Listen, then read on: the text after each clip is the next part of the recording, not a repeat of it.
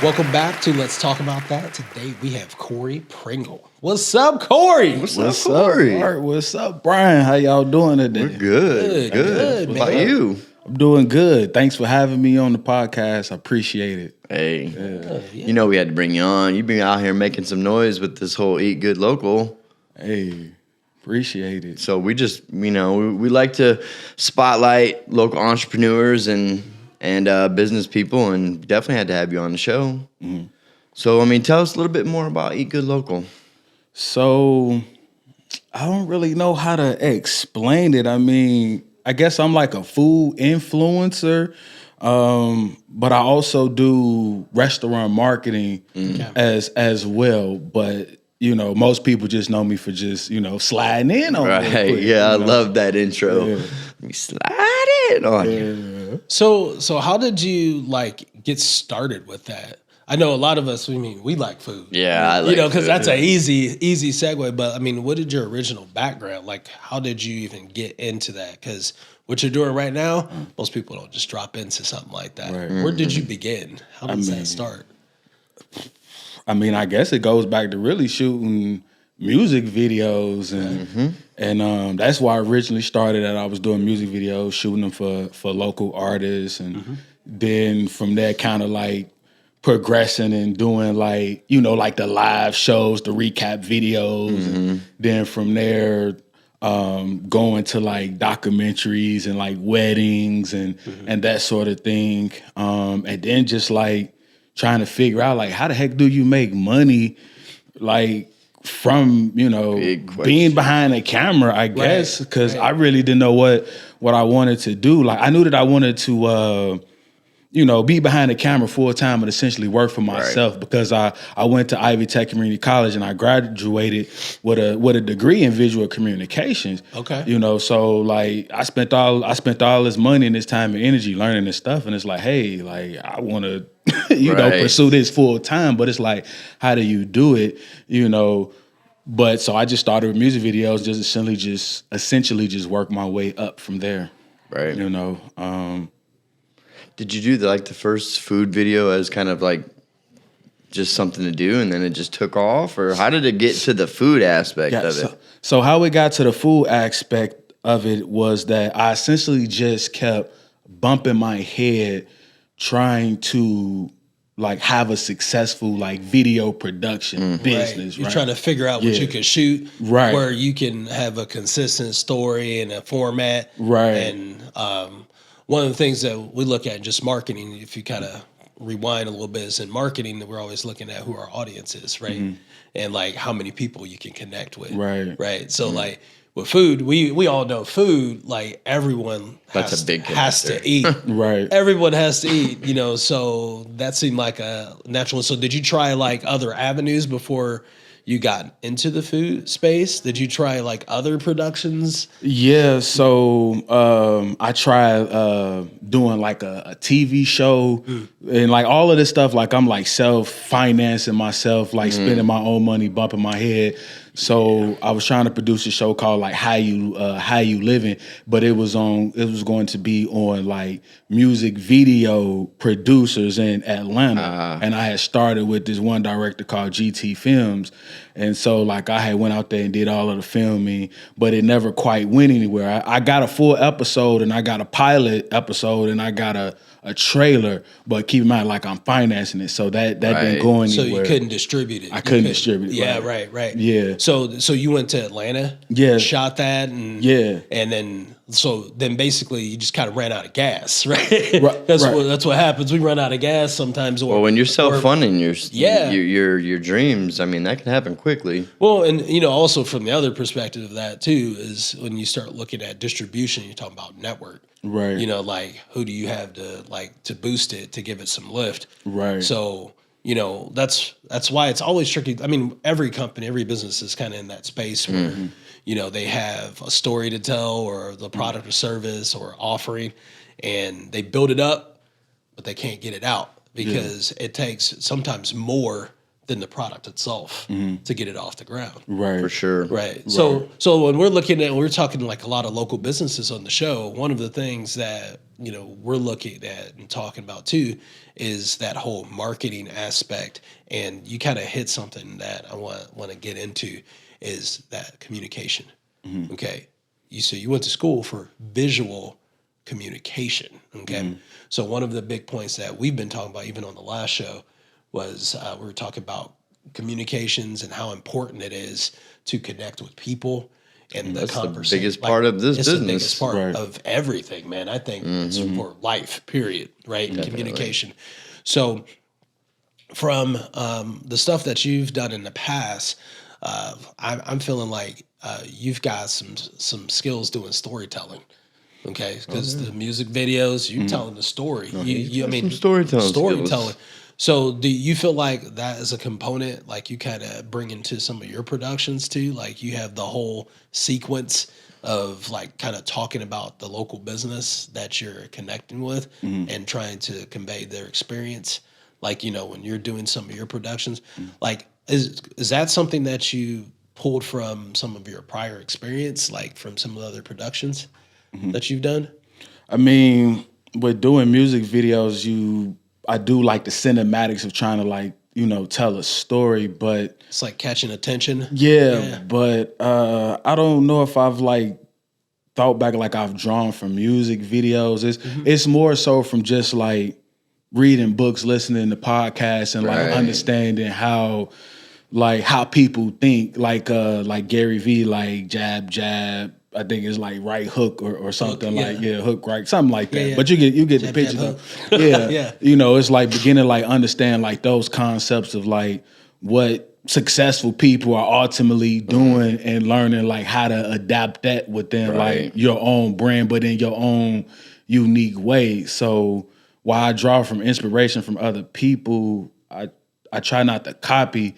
And storytelling wise, I mean, like I've been beginning to do more of the storytelling, but like in my own way. So like lately I've been dropping like photos of like with the owner. And so it'll be like a quick recap of like my experience, how they treated me, like that sort of thing. Cause my motto is like, it costs too much to have a bad experience at a restaurant. Right. So I go there for you.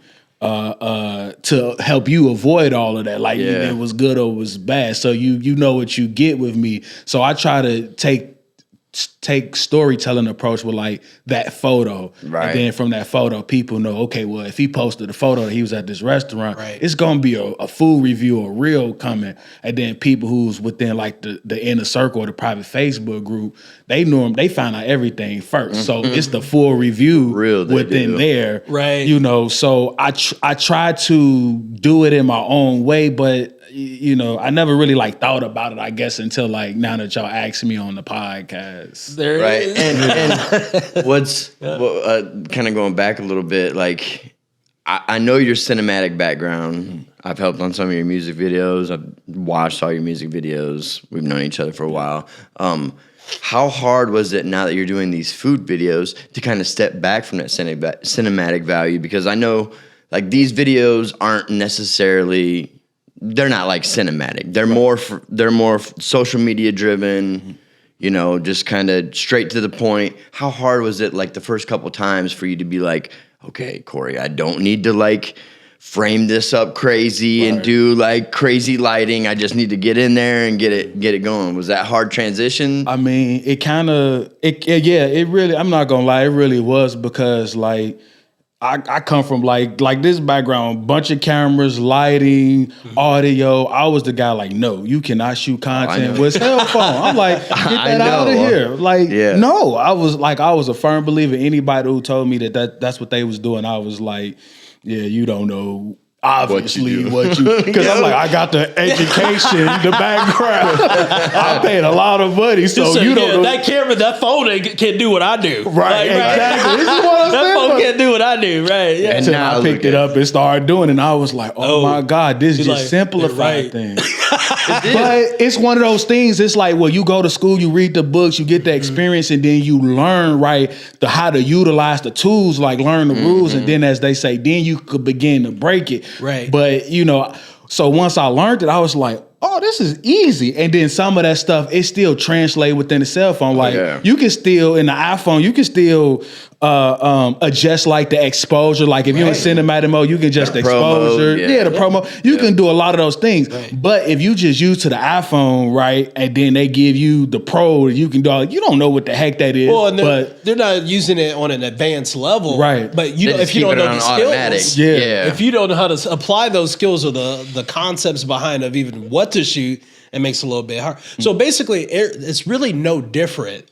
Like you're just using that piece of hardware to execute the skills that you already have. Well, I mean, it goes back. It goes back to what I always tell people. It's like it doesn't really matter the equipment you're using. You got to know how to use it. Exactly. If you know the ins and outs of like really dialing it in, get it off automatic mode. Then that's where the magic comes in. Right.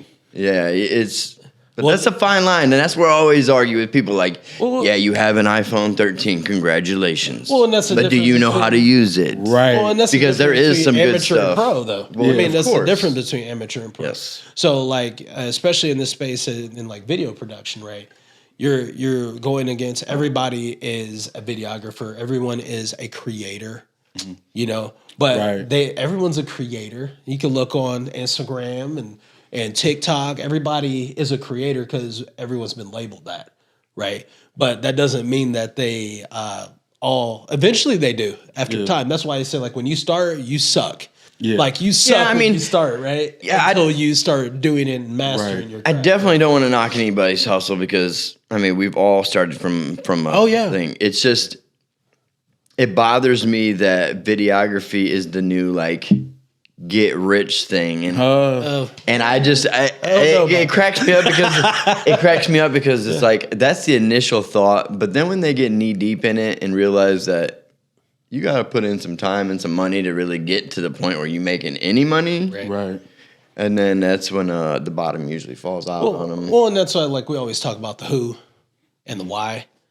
Like, I mean, those are important factors. Like, you just can't go take a camera out and just start shooting stuff unless you really know why you're doing it, and like who you're doing it for. Well, people get the misconception because they watch YouTube and they see Joe Blow just making some weird videos, and he's got millions of viewers, and some people like that weird stuff. They translate that millions of viewers to millions of dollars, and they just think, well, you can do it. I can just start a YouTube.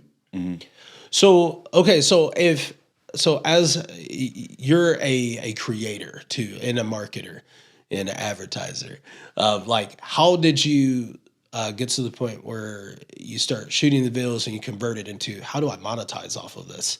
So, well, first let me go back to like how I like got into it because I never kind of finished that. Yeah. So essentially, I was saying I did all of those things. I got a coach, right? That's the true hack of really getting to where you want to go as quickly as you can. I got a coach, and I had got one before, like when I was doing music videos, and he was like, "Look, you need to get you a funnel." He was like, "You need to get you a funnel."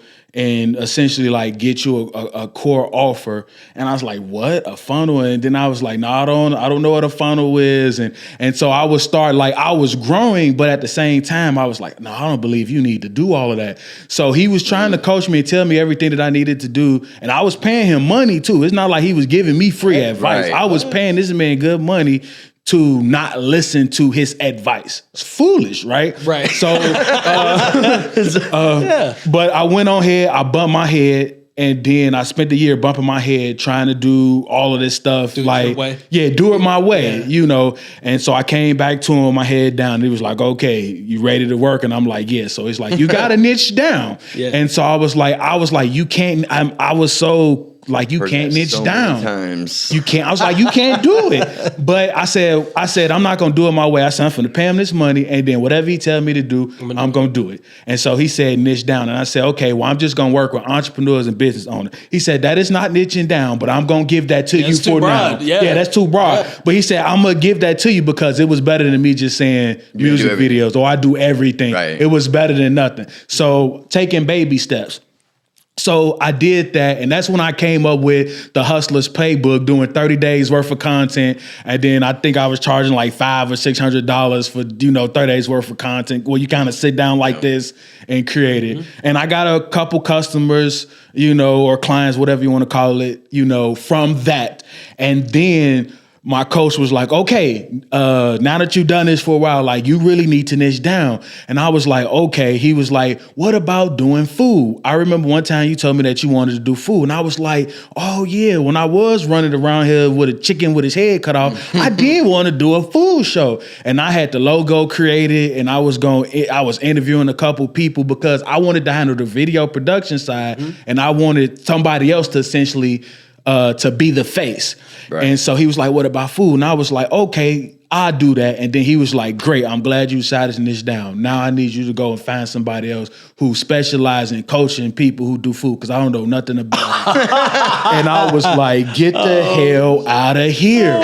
So now I gotta go on a hunt to find, and keep in mind, like, I pay him this money to help me come to this conclusion that I gotta go find somebody else. Yeah. Oh my God. And I really didn't have no money because he told me to go this route too. Right. But he opened your mind though. But he opened up my mind though. And so I was like, well, this is what he said I gotta do. And so I just did it. So long story short, I found somebody, and they, and then they just started coaching me, on basically like restaurant stuff, how to get in the door, but not what I am now though, just how to get in the door. Because what I was doing before was I'll reach out to a restaurant. I'll be like, hey, I can shoot a video for you and I can help you get X amount of customers. Bring people in the door, fill seats. Right. But nobody, like, I had an email tracker. They was opening it, but they wasn't responding. They wasn't interested. Yep. And so I had to change my approach on how I reached out to restaurants. And so I was like, okay. So once I said I essentially just, long story short, come out and shoot a free video for you. Everybody was responding back then. Like, nobody had a problem. When I said free less video. resistance. Yeah, right? Yeah. So no resistance. That's when I came out with the big camera. Well, not big cameras, but multiple cameras, lights. I would spend 5 hours there shooting, interviewing them, and then it would essentially take me 5 hours to shoot it, and then essentially another 5 hours to put it together. Mm-hmm. So 10 hours total for like each restaurant, for one restaurant, put the video out, and then I would look at the insights or the metrics, whatever you want to call it, and nobody was watching past like 15 seconds. Yep. We know that. That is a real metric. And that like just breaks your heart too.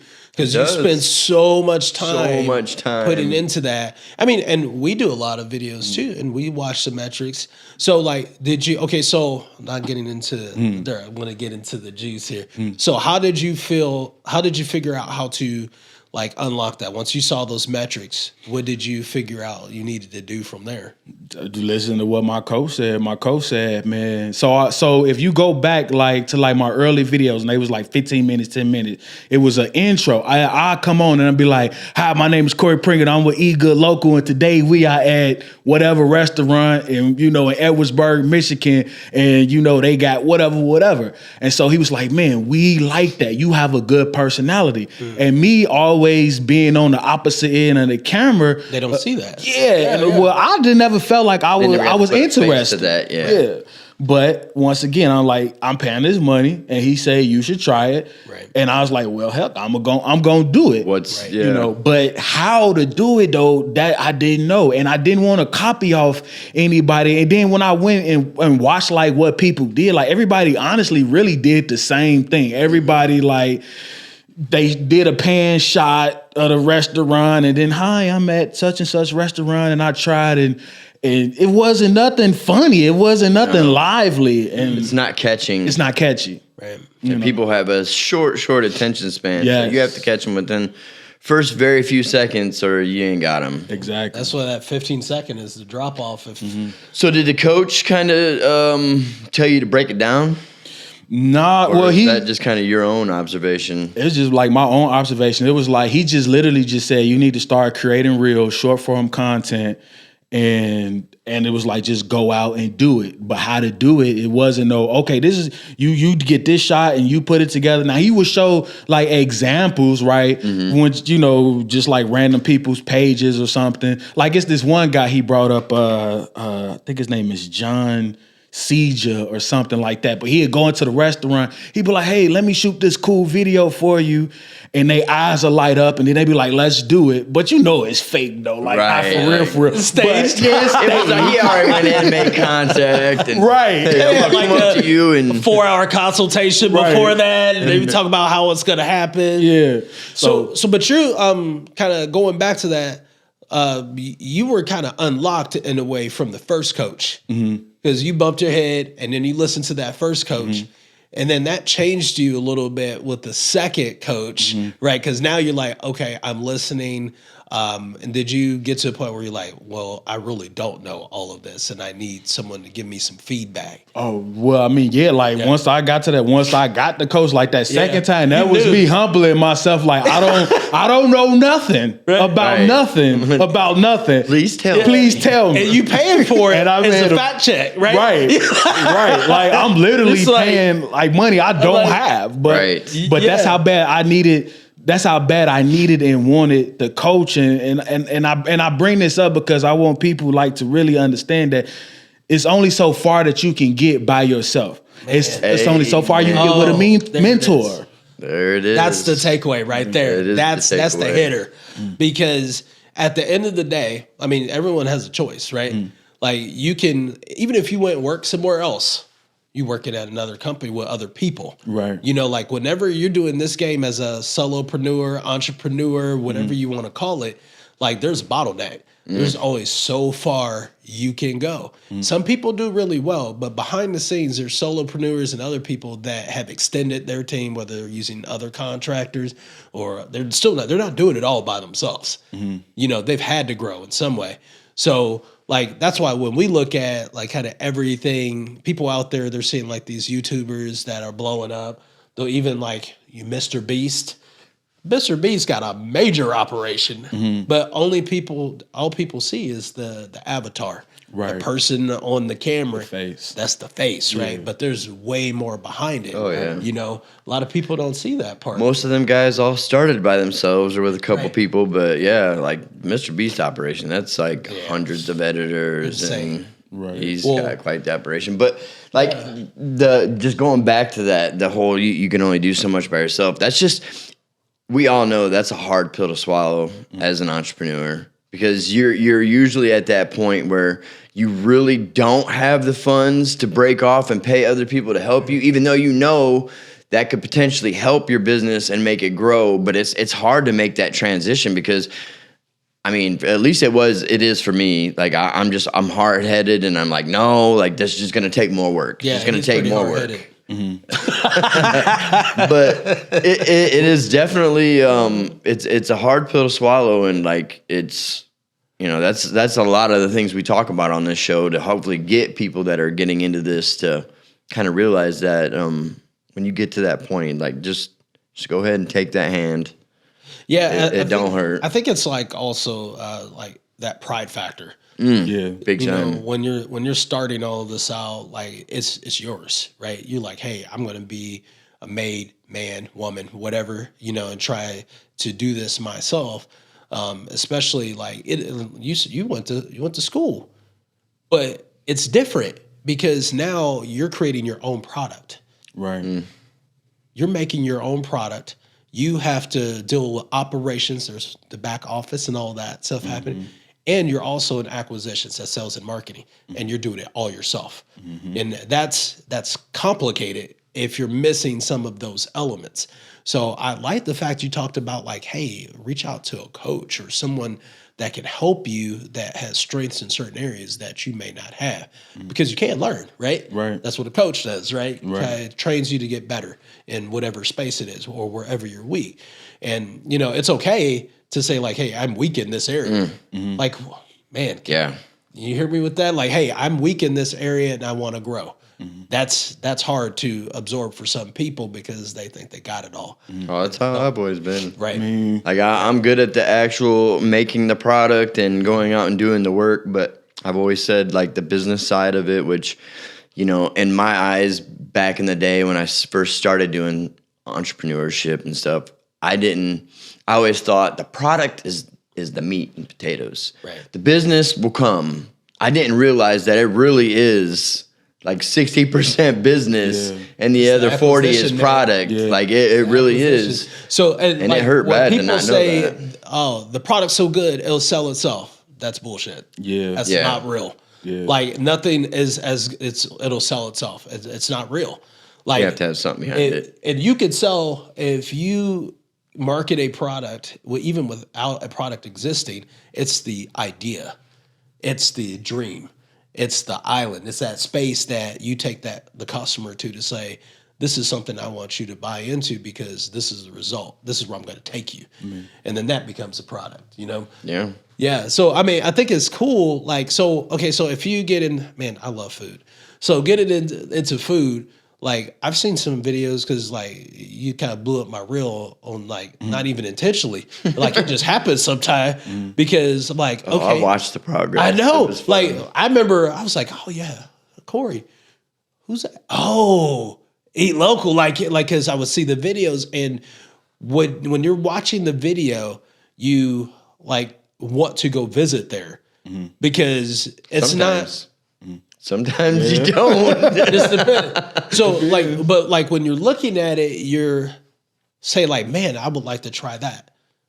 I think you had one where there was like a bacon cheeseburger and then you were rotating it. I was like, oh, yes. Yeah. But see, that's what I like about it though. A lot of the food reviews and stuff that I see, they don't give biased opinions. I feel like they're heavily swayed. It's like every time they go in somewhere, it's like, yeah, this place is the bomb. Awesome. Oh, this is good. This is good.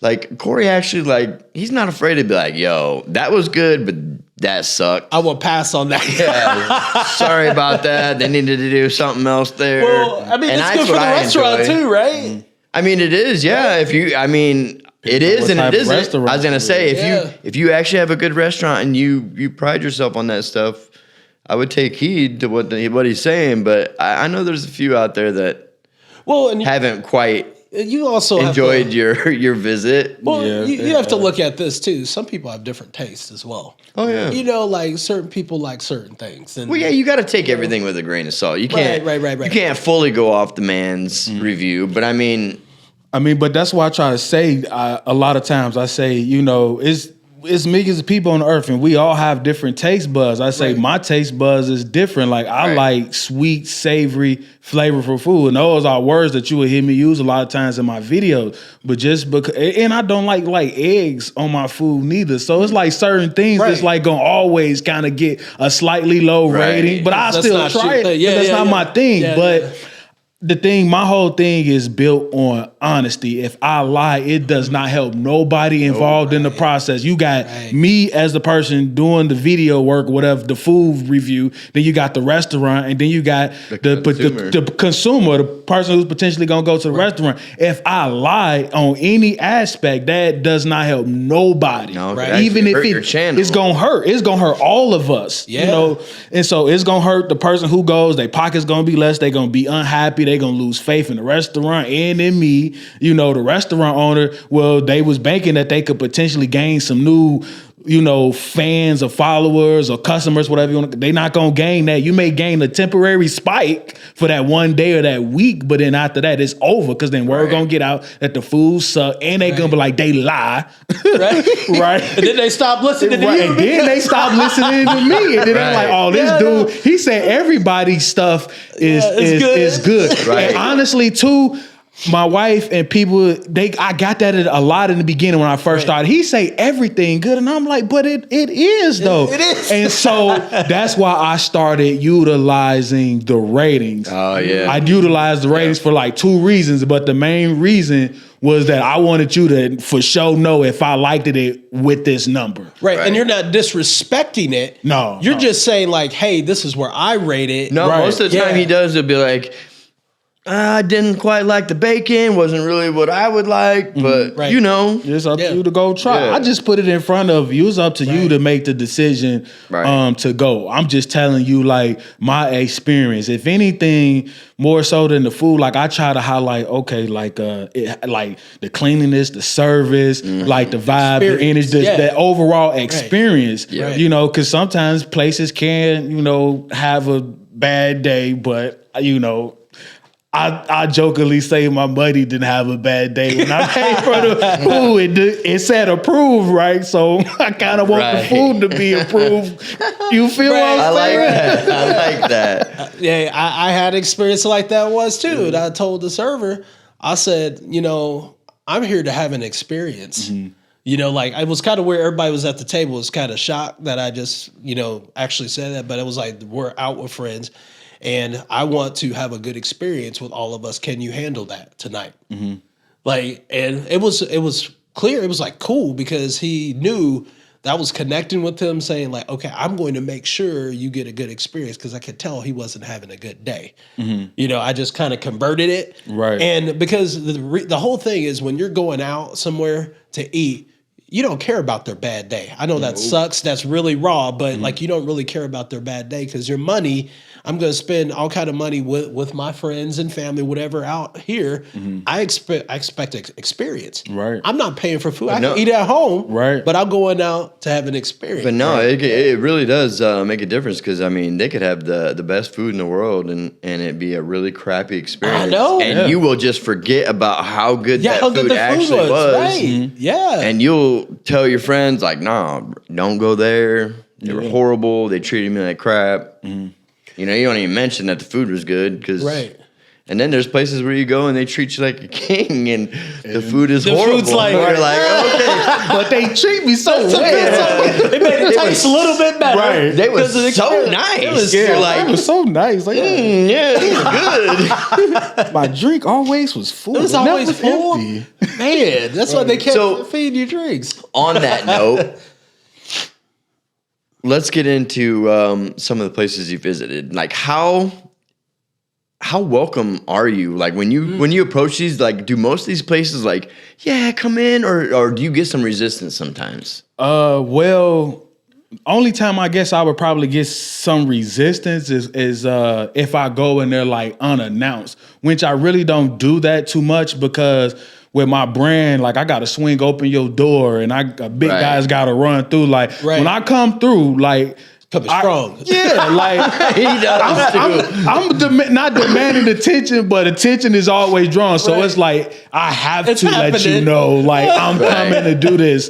But like 95, probably even like 98% of the time, like I contact the restaurant or they reach out to me. We set up a date, and then I come, and so they you know they know. Yeah. It's very seldom that I really just like do, unless like it's something that I want. Like Bibbs and Ash, David, I don't contact. I just slide up in. I just blow in there.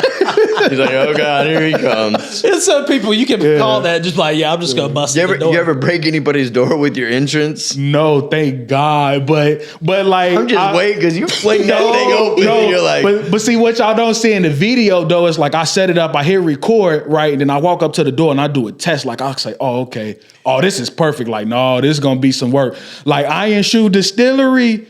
That door was a little complicated. That was like the last video I put out. If you watch it and like dissect it, you will see I didn't just run in. I kind of had to slide to the side. Really slid that time. So yeah, it just depends. The worst door was Industrial Revolutionary Grill. They door was perfect in terms of like it opened up, but they did not have a door stopper, and the whole building is made from steel because her husband is in the steel industry. And so I was like, if I was gonna break a door, it would have been at Industrial Revolutionary Grill. It was gonna break on the close. It closed hard? No, it was like when you swing it open, it wasn't a stopper. Like most doors have a stopper at the bottom. To keep you from hitting the glass. That, for whatever reason, it was broke or wasn't there. And so, like, if you swung it, like, I would have to catch it. If I didn't, like, I would have broke the glass. Right. And so every place is different. But the beauty of it, though, like, to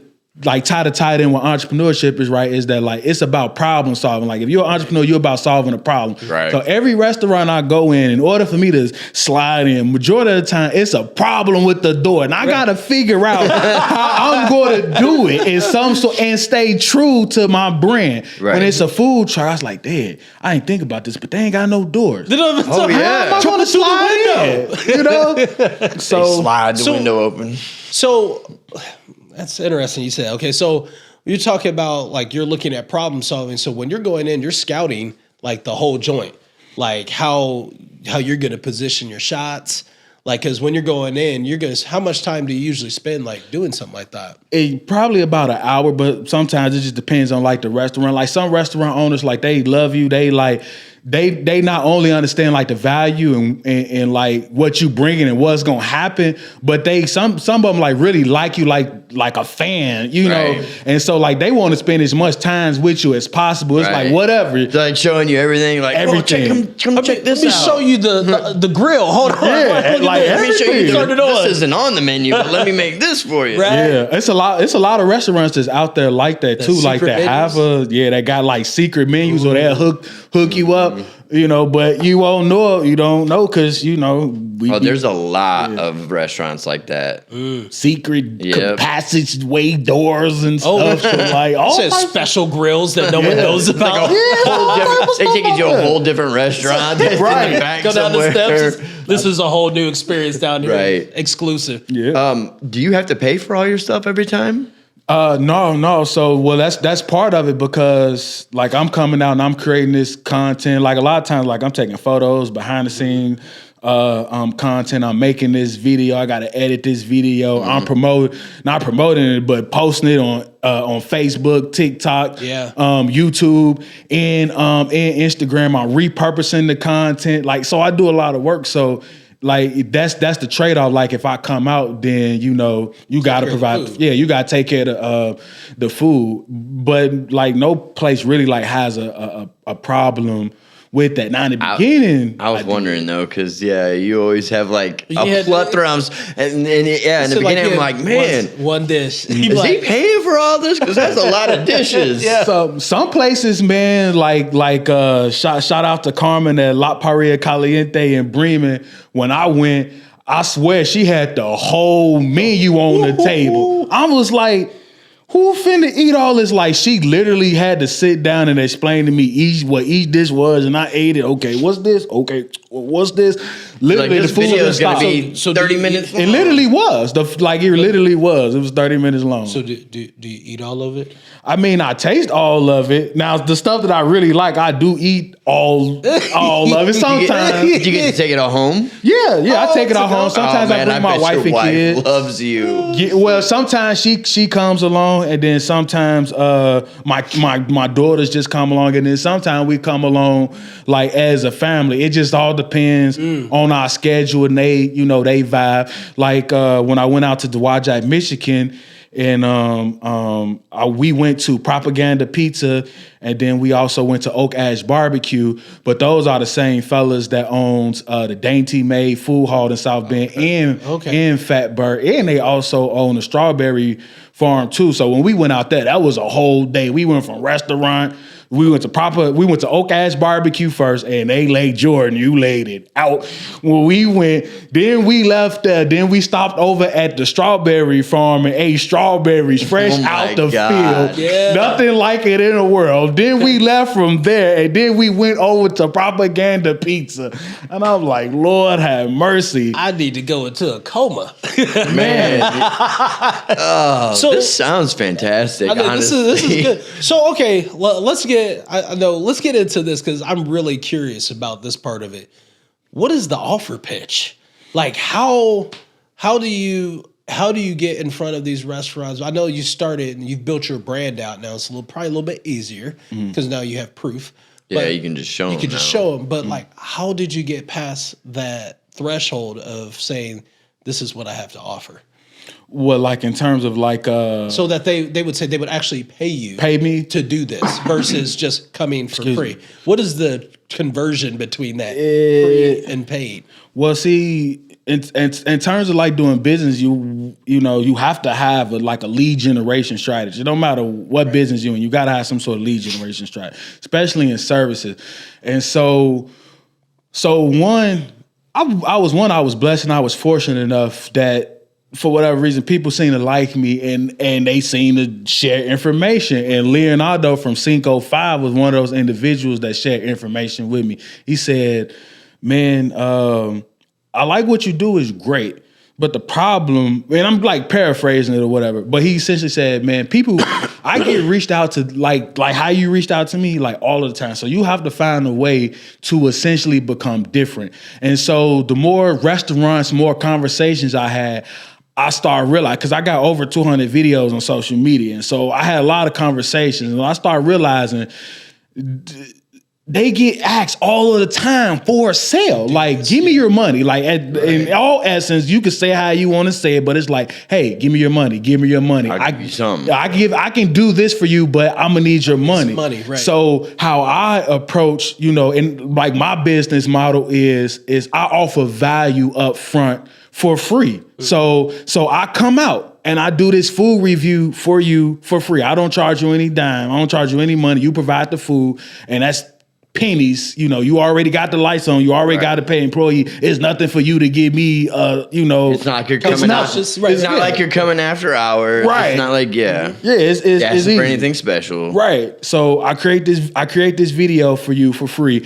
and then if my followers or if it catch on, goes viral, then these people, you know, I don't want to say people because y'all know I love y'all. My family. If my family likes the video good enough, they go in and they try it, and then the restaurant makes money, right? It's a fair exchange. And then I like to do a giveaway. And so I do a giveaway, right? And I like to try to get like an offer or a coupon, some sort of incentive to get people to like come, other than just sign up for the giveaway for $25. No, let's give them like a 15% discount or something, another incentive to come. And so that's another round of free value. Like, I didn't charge you for that. You made more money, got more exposure. Right. Like some restaurants like have sold out, like, and they have never sold out, and they like, or they seen more customers than they ever had in their whole 3 years. Oh, I've seen a lot of appreciation posts for you. Yeah, for sure. So you get all of that, and so it's like, well, dead. And then a lot of times, essentially, well, how do you make money? Right.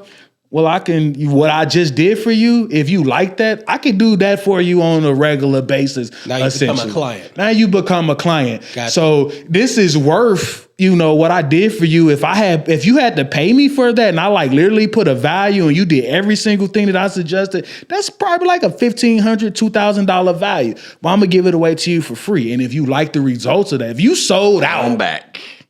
I want that. Yeah. So basically you're a consultant. For in a way, I mean, I guess you're showing value. I'm showing value. Improve. Right. So you're saying results. Mm-hmm. Like, I'm showing you results. Did you grow in any way? Mm-hmm. Like, and you prove that, and then there may be, you may not win every restaurant. No, but like, but the ones, and that's not all of you either. I'm just saying that's not all of you. But at the end of the day, what it boils down to is if you have a restaurant that has an awesome experience, well, it was going to be good anyway. But then you showcased it. And you gave them some ideas on how they can improve it. And then also your network and the eyes that you're getting. Other people are saying, like, I want to try something new, right? That's what they're buying, is when they're buying your network and people watching, giving options. So, like, you may not want to eat the same place all the time. So they're looking at, hey, what should I try? You know, and you're providing that to them because you're the center point. So, like, if they were a client of yours, that's what they're getting. They're getting your influence of the market of people that are interested in trying new things too.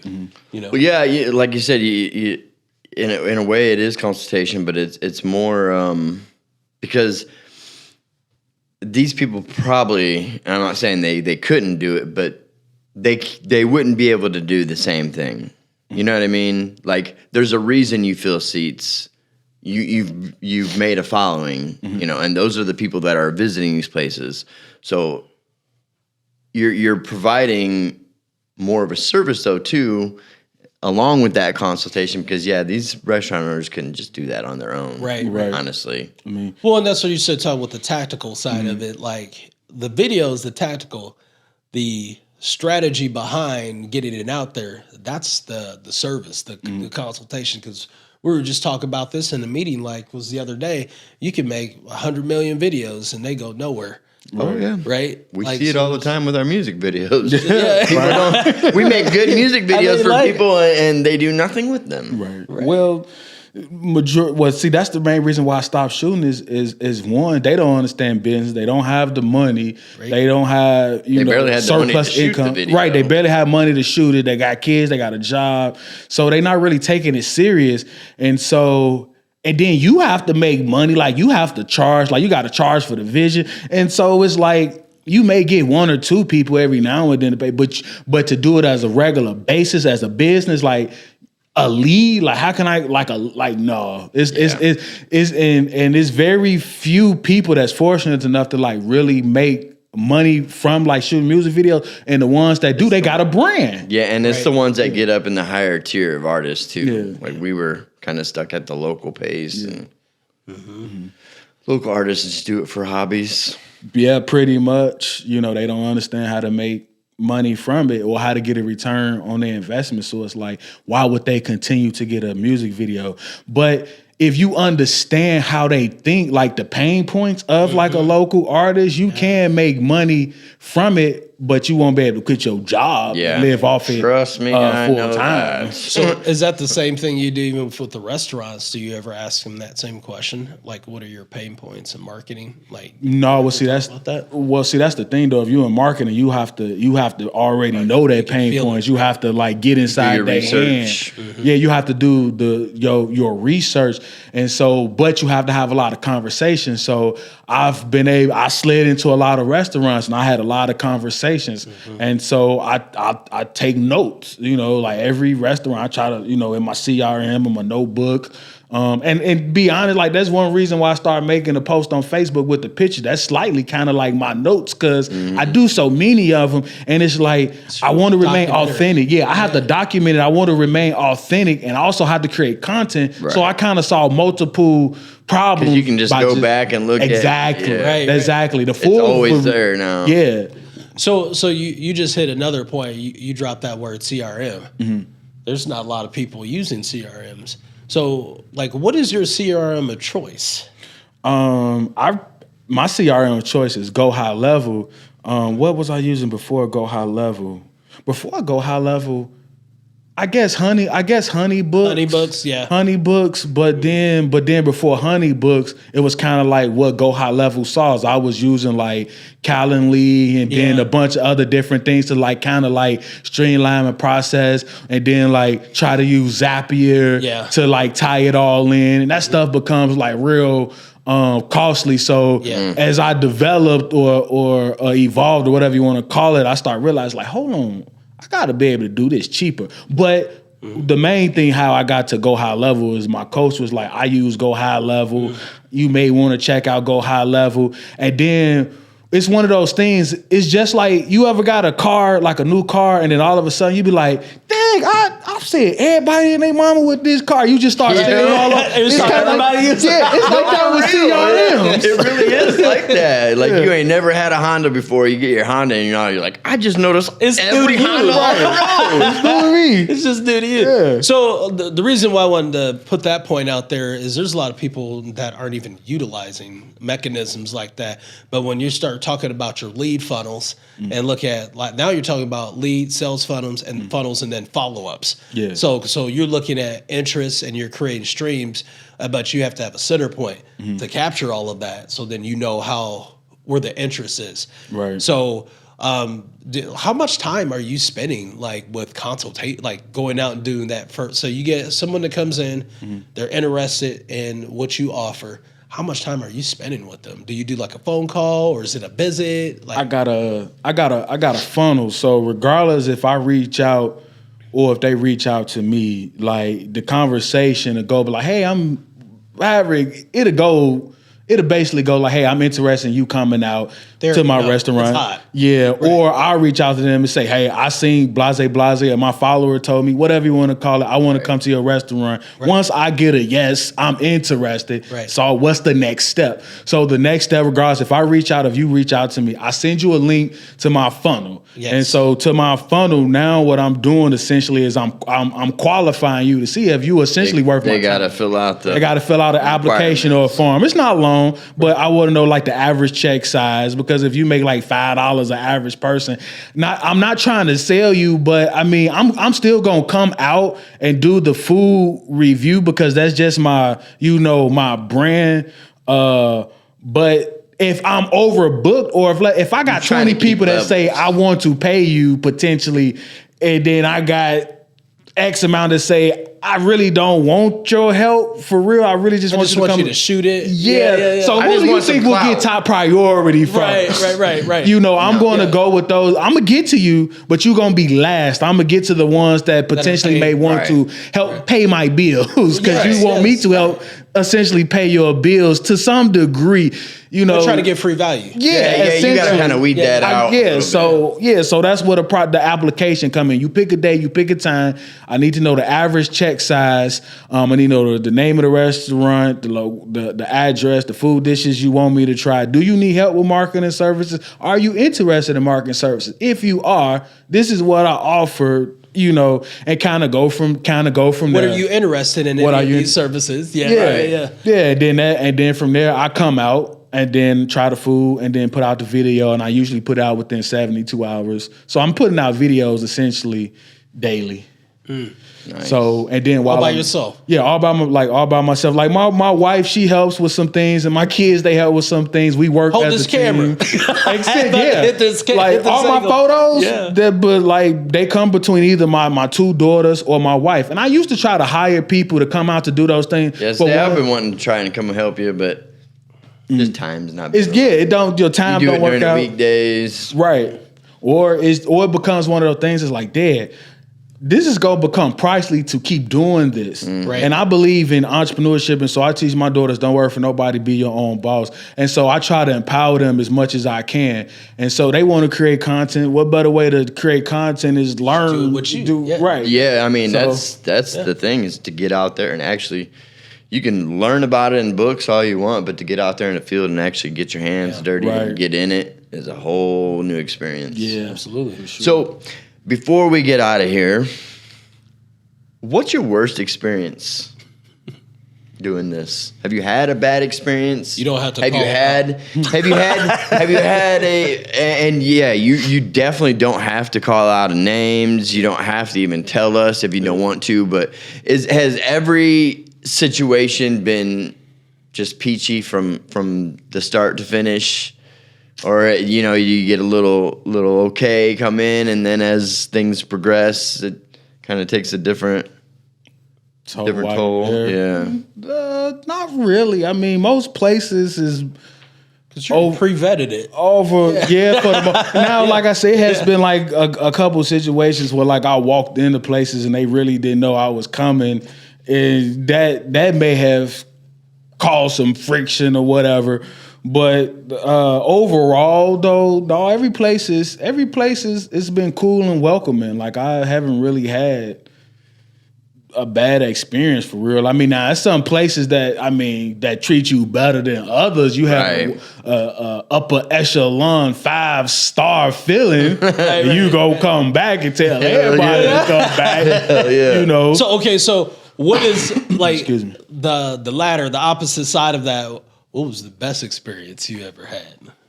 Where you was like, man, I'm a king right now. I need it. I'll come here anytime, any day. It's kind of hard to just remember, because it's been a lot of places that do that. In Elkhart. In Elkhart?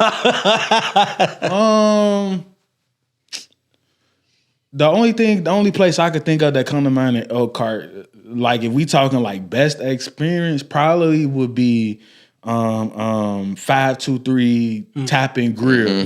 Yeah. Like I went over there and they treated me well. The food, like the owner told me, he's like, man, we make some of the best steaks, and I was like, oh, okay, that's what's up. Because everybody say they food good. Let's just be real. Ain't nobody gonna say they stuff not good. Yeah, there's something good on the menu. Yeah, but he wasn't kidding though. All of the food was great. The service was great. So like that was like. We talking Elkhart. That would be the one. I can't think of anything. To be honest, I feel like Elkhart really don't show me that much love though. Right. Well, it's always usually your own damn town. We were talking about that. That was the thing. It's like when you leave your city, other places show you more love than where you're from sometimes, and that's weird. It is. It's really weird, especially because since I always grew up being told by everybody if you can't blow up your own town, then you ain't gonna make it anywhere else. Right. And I felt like maybe that was true back in the day, but I feel like that is total opposite now. Yeah. You can try and blow up your own town, but they don't it's harder to get the love reciprocated in your own city than when I go out of town, I'm like a movie star. But hometown, it's I'll act like one when I'm they don't know. Okay, so if you're a restaurant out there right now and you want to get access to Eat Local's services, how would you go about doing that? If a restaurant wants if they want to work with you, how would they go about doing that right now? You could either DM me on any platform or any platform except Snapchat.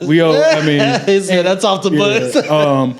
But you could really just go to the website, www.egoodlocal.com, and you could see how the process works. It's a video explaining it. It's like wording on that that's saying how it works, how long it takes to get the video out, how to book me, all of that. And then you fill out the app, and I show up at the restaurant. That easy, huh? Yeah, that's it. It's literally that easy. Like I try not to make it like hard, overly complicated. Like overly complicated. Now sometimes people get into that and they're like, "Whoa!" They just blank out. Like, "Yeah, never mind." Yeah, but if you want to work, if you want me to come, that's just part of the process. Like I'm a professional. Like when you go to a restaurant, a person just can't walk in and then go in the kitchen, walk in the refrigerator, snatch out what they want and say, no, it don't work like that, sir. It's a process. Right. And if you want Eat Good Local to come and do a food review for you, it's a process, And so I want to be taken serious as a businessman, as an entrepreneur, as a business owner. So it's a process and it's a system, that way I can serve people and give them the best experience as I possibly can. Just like when I come to the restaurant, they want to give me the best experience as they possibly can. It's the same thing. I got a process so that I can give you the best experience that I possibly can and serve everybody else. I love it. Yeah. Thank you so much, man. Appreciate for coming you. on the show. Thanks for having me. Appreciate that. Yeah. Well, we'll see you on the next show.